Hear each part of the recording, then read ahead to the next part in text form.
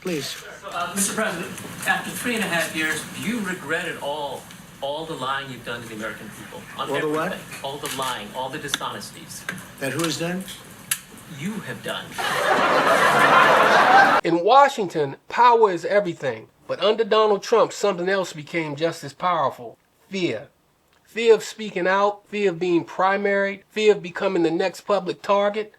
Inside the White House, loyalty isn't just expected, it's enforced, politically, publicly, and relentlessly. Ask yourself this: how many Republican lawmakers privately criticized Trump but refused to do it on camera? How many cabinet officials waited until they resigned or chose to resign to voice their concern? Over and over, we saw the same pattern: public praise, private alarm, silence when it mattered most. Because going against Trump didn't just mean disagreement, it meant retaliation, primary challengers, public humiliation, exile from the movement, and even the fear of harm to self and family. That's not normal party discipline. That's a loyalty test backed by political threat. For some, the breaking point came after the 2020 election and January 6th. Officials who once defended him began drawing lines. Some refused to support efforts to overturn results. A handful voted for impeachment. And what happened? They were censured, condemned, and driven out of leadership. The message was unmistakable. Dissent equals destruction. But now something is shifting. The fear that once kept critics quiet is colliding with a deeper fear. What happens to the Republican Party, or even the country, if it becomes inseparable from the insanity of one man?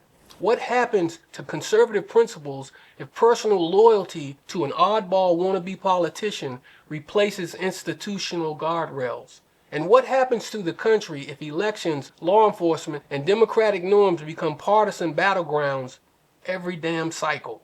This isn't just about Trump's political survival. It's about whether the GOP is a Democratic Party anymore and whether it defines itself by policy or by personality, inane personality for that matter. Because behind closed doors, some longtime conservatives are recalculating.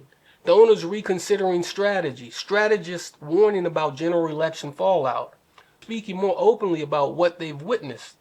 They once defended him, now some are resisting him. Not because they've suddenly changed ideology, but because they see the long-term cost. The risk of not just losing swing voters, but the whole kit and caboodle. The risk of eternal collapse. The risk of normalizing political intimidation. This isn't just a Republican drama, it's an emergence of neo-fascism.